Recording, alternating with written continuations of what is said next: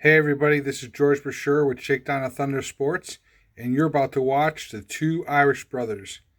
Go Irish. Quinn pumps once. Buys some time and finds Samardzija. Samardzija with a cutback. 5, touchdown!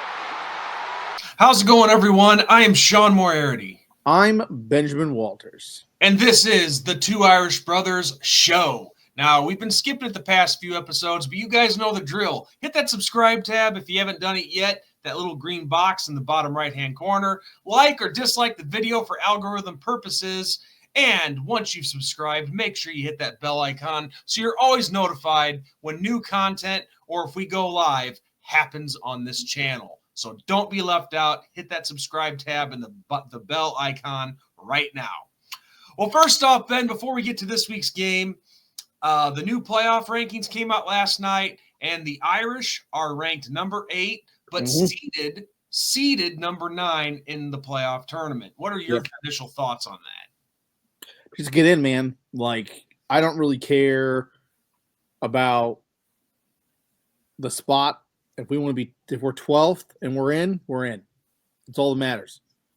Get in. Of course. Well, of course. But and initial thought, I mean, that's my initial thought. You know, like I'm glad that we're in it because that Northern Illinois loss makes me really nervous about that whole selection committee.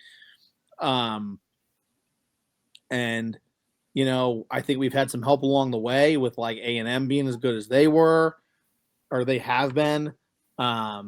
Navy being as good as they've been, Georgia Tech being as good as they've been. Like the schools that we didn't think were going to be good have been great. And they're getting wins at the right time over. And then obviously the schools that we thought that were going to be great, like Florida State and Southern Cal, haven't been that great. So I think we've had a little bit of help along the way. But yeah, we're in. So just got to keep winning, you know. And keep winning. Up next is Virginia, you know. And I want to say something real quick though before we get to that. No, and you got to take it serious. And then after them, it's Army and then Southern Cal. So all three of these games are games that you can't take lightly. Like you just can't because we're in the playoffs and it hangs in the balance now. It is been achieved that we're there, so we can't get complicit. We can't. This is the fourth quarter of the schedule, man. This is it. This is where you step up and you live or die. That's all there is to it. But I got to say this, though. This second round of college football playoff rankings, it's pretty interesting. If the season ended today, we would be playing down in Knoxville against the Tennessee Volunteers. Yeah. Could that mean a crazy one? Could that mean that we go to war with Big Ball Daddy in the near future? I guess we'll find out. We'll find out. But despite all that, despite the Northern loss back in the second game, we're in a good position here to not only make the playoffs, but we still have a chance to get to one of those top 8 seeds and potentially host a playoff game. Yeah. But you got to take it one step at a time. We got to keep winning. So let's get to this week's opponent, the Virginia Cavaliers.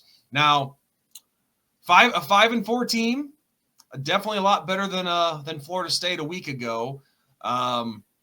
This is one of those opponents where you're like, okay, yeah, we should have no problem stepping over them, but this is one of those teams that can pick you off if you overlook them for sure. Which I guess you could probably say that about anybody, but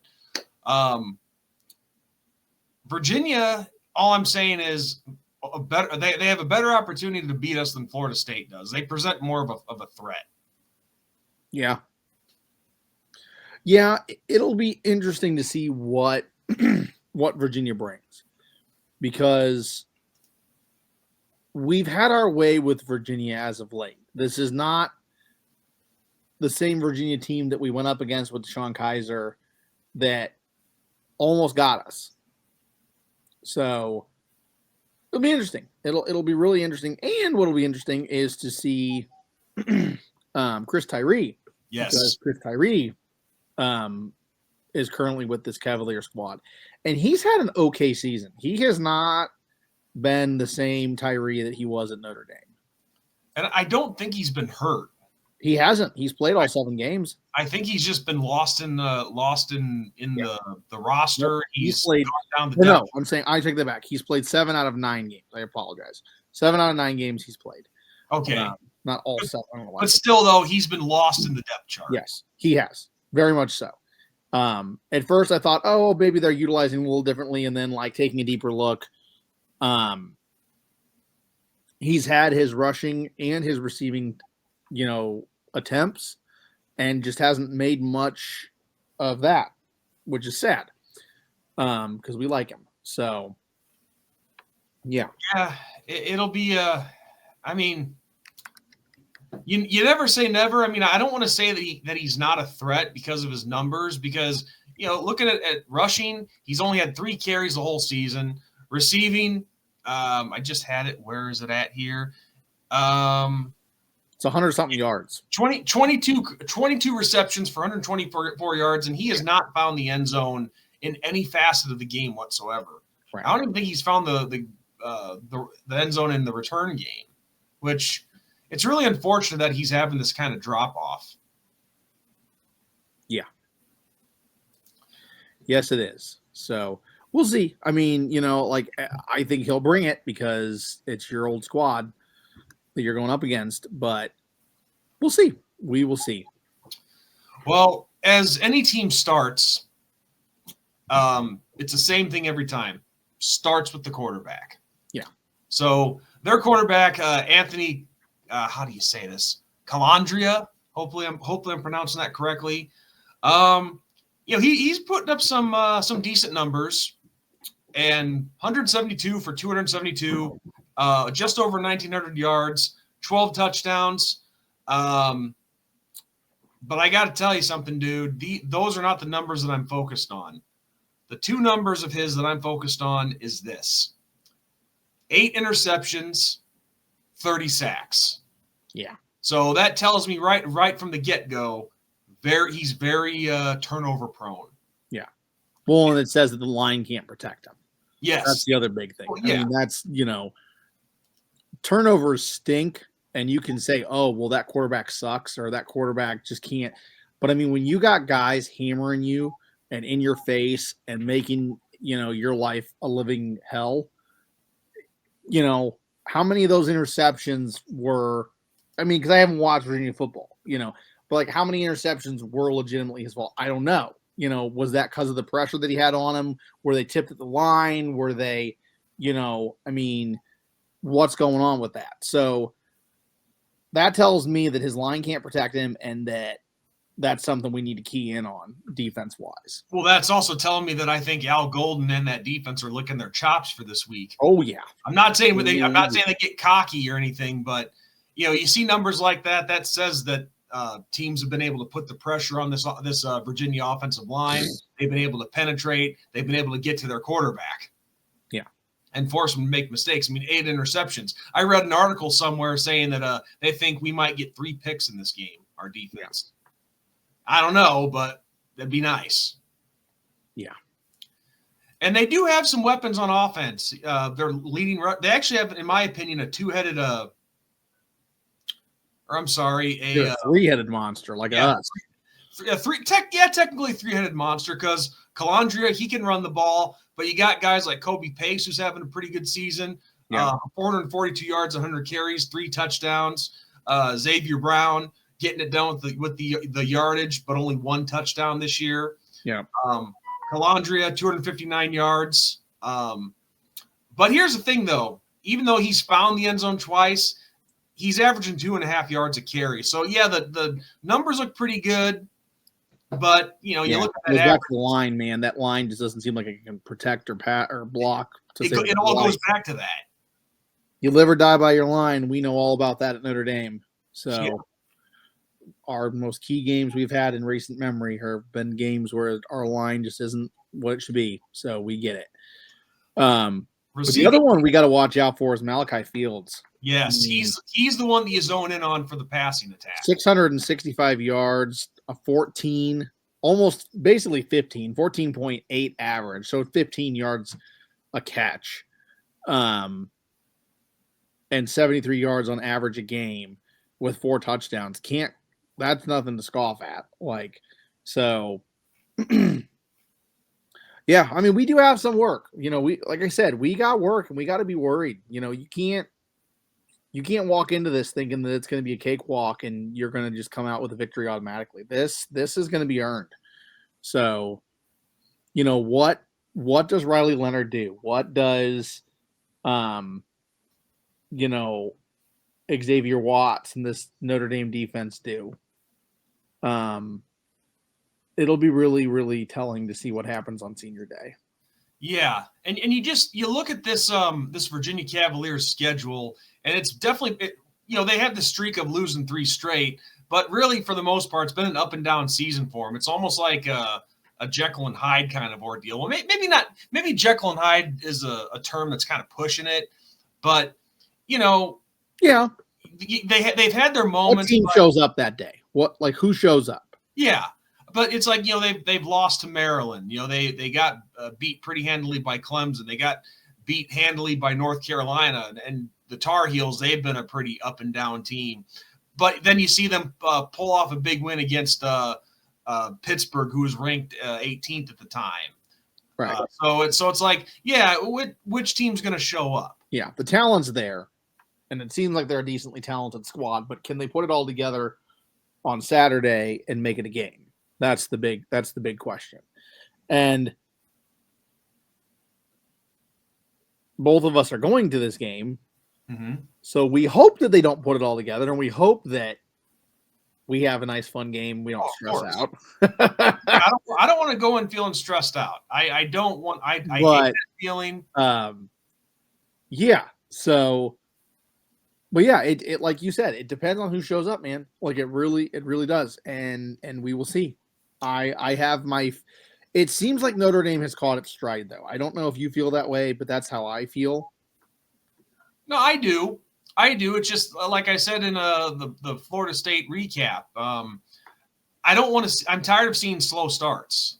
Yeah, that's the only thing that is kind of irking me right now is we get off to these slow starts. Yeah. No, just hit the pedal to the metal from the start and get it done. Get it in the end zone.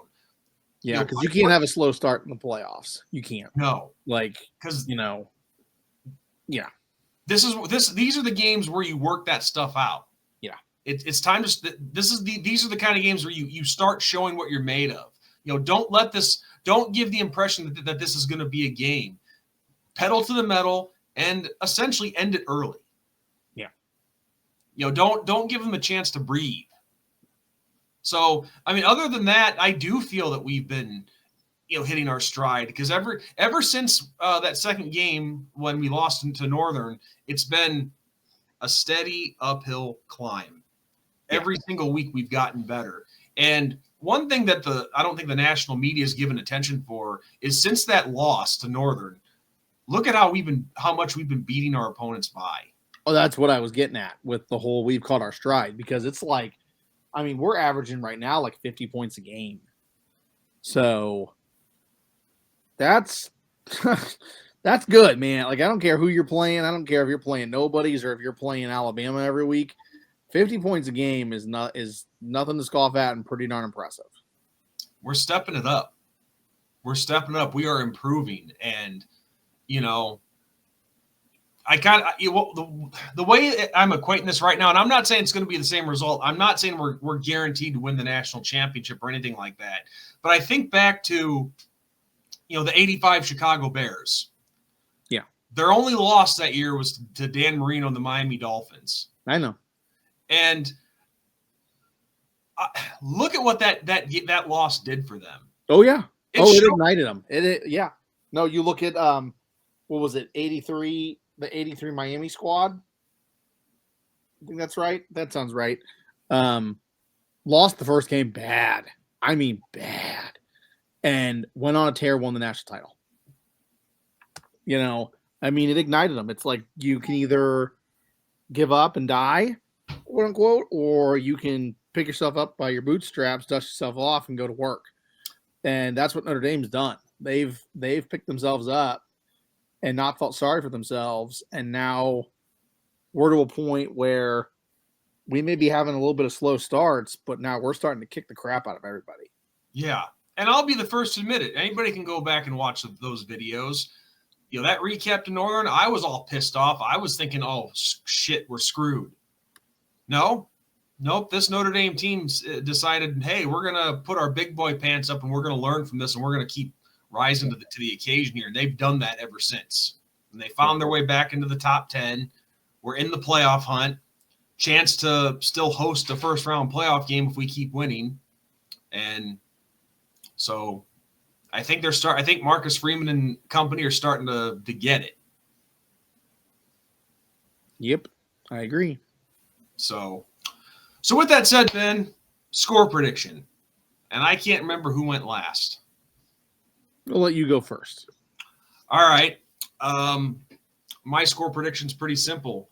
I think we do go pedal to the metal. And even if we don't for some reason, I still think we win this game big. And I'm going with Notre Dame 42, Virginia 20. Okay, I like it. I dig what you got going on right now. Mine's a little higher, a little worse.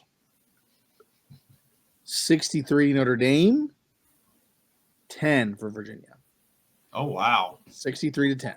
See, here's the thing with that. I got that something that just popped in mind. The game back in 2015 where it came to Deshaun Kaiser finding Will Fuller at the end for the game-winning touchdown. You know what? I remember this clear as day. You know what score I predicted for that game when I was still going solo? Us winning 50 to 10.